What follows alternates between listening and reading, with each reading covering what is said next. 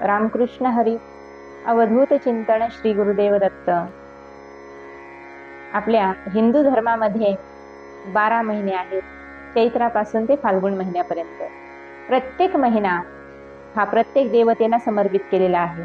उदाहरणाने सांगायचं झालं तर श्रावण महिना हा भगवान भोलेनाथांना समर्पित आहे. अश्विन महिना देवी मातेला समर्पित आहे. मार्गशीर्ष महिना असेल, कार्तिक महिना असेल, भगवान विष्णूला समर्पित केलेला आहे. म्हणून या महिन्यामध्ये त्यांची उपासना जर केली तर जे फळ आहे साधनेचं, उपासनेचं, ते अनेक पटीने आपल्याला भेटत असतं. तर 30 मार्च पासून म्हणजेच गुढीपाडव्याला आपलं नवीन वर्ष सुरू होत आहे.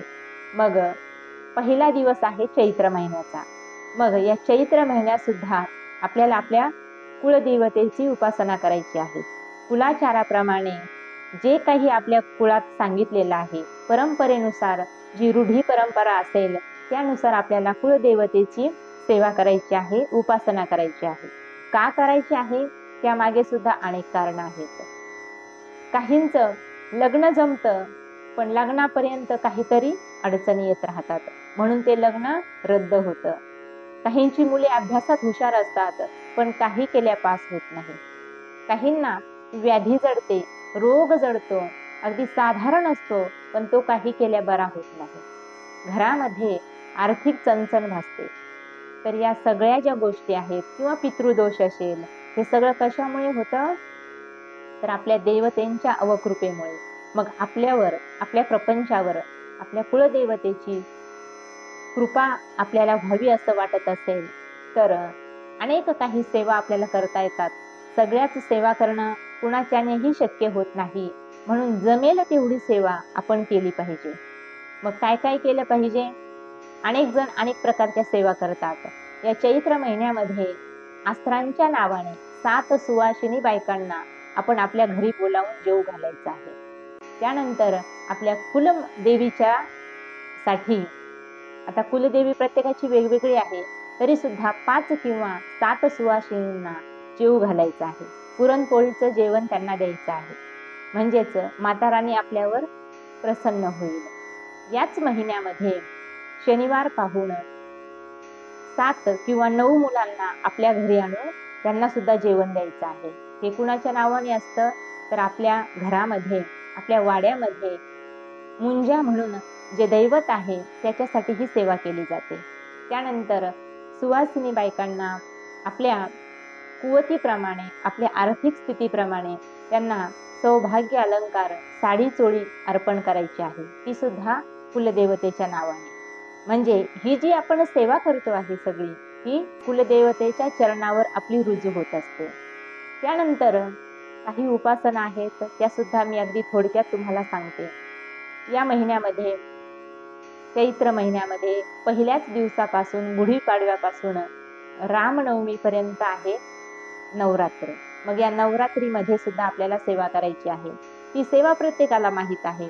मग आपण दुर्गा सप्तशतीचे पाठ केले तर खूपच पुण्यवान ठरतं.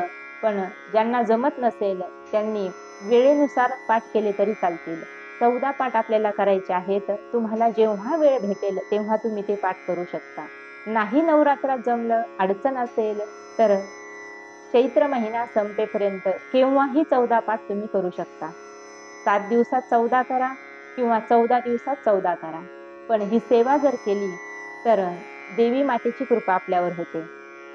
ही सेवा घरातल्या स्त्रीनेच केली पाहिजे. त्यानंतर मल्हारी सप्तशती नावाचं एक पुस्तक आहे स्वामी समर्थ केंद्रातलं, ते सुद्धा आपल्याला वाचन करायचं आहे. पण हे घरातल्या पुरुषाने वाचायचं आहे. जर 14 दिवस जमत असेल तर 14 दिवस, 11 दिवस जमत असेल तर 11 दिवस, 7 दिवस जमत असेल तर 7 दिवस, नाही जमलं असं तर प्रत्येक रविवारी मल्हारी सप्तशतीचं वाचन घरातल्या कर्त्या पुरुषाला करायचं आहे. त्यानंतर विष्णू सहस्त्रनाम जे आहे ते महिनाभर आपल्याला म्हणायचं आहे, पठण करायचं आहे किंवा श्रवण करायचं आहे. कारण वर्षभर आपल्याला एवढा वेळ नसतो, नाही का. एखादी गोष्ट करायची म्हटली की त्यासाठी वेळ लागतो. उपासना असेल, सेवा असेल, साधना असेल, प्रत्येक गोष्ट करण्यासाठी वेळ लागतो आणि आज सगळं काही आहे माणसाकडे, पण वेळेचा मात्र अभाव आहे. म्हणून जमेल तसं, नाही का, रुचेल तसं, पचेल तसं आपल्याला हे काही जे साधनं आहेत ते करायचे आहे आणि कोणत्या का साधनाने होईना, पण आपल्या प्रपंचाचं आणि आपलं कल्याण आपल्याला साधायचं आहे. त्यानंतर महिनाभरात एकदा तरी नवनाथाचं पारायण करा, गुरुचरित्राचं पारायण करा, नाही का, शिवलीलामृताचं पारायण करा, त्याने सुद्धा खूप लाभ होतात. त्यानंतर महिना आहे रामनवमीचा, हनुमान जयंतीचा. तर हनुमान चालीसा आपण तर रोजच म्हणतो, पण हनुमान चालीसा 13 दिवस जर 13 वेळेस पठण केली, तर त्याचं सुद्धा अगणित पुण्य आपल्या पदरामध्ये पडेल.